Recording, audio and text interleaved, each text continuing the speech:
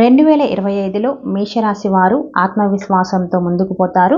ఉద్యోగంలో ప్రమోషన్ ఉంటుంది. ప్రమోషన్‌తో పాటు జీతం అయితే పెరుగుతుంది. వాహన కొనుగోలు ఉంది. స్థిరాస్తి వృద్ధి ఉంటుంది. వ్యాపార లాభాలు ఉంటాయి. అలాగే శీతల పానీయ వ్యాపారం చేసేవారికైతే అధిక లాభాలైతే ఉంటాయి. ఖర్చులు బాగా పెరిగిపోతాయి. ఆర్థికంగా బాగుంటుంది.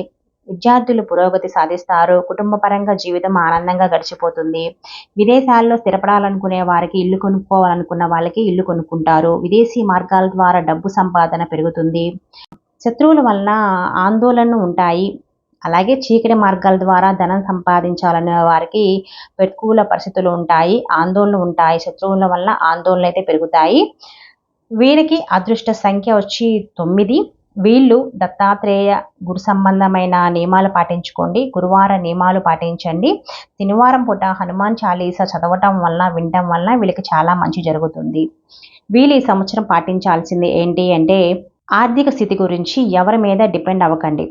మీ ఆర్థిక స్థితిని డబ్బు విషయంలో మీరే చూసుకోండి. అలాగే ఖర్చులు విపరీతంగా పెరుగుతాయి కాబట్టి ఖర్చుల విషయంలో మీరు తగ్గించుకోవడం చాలా మంచిది.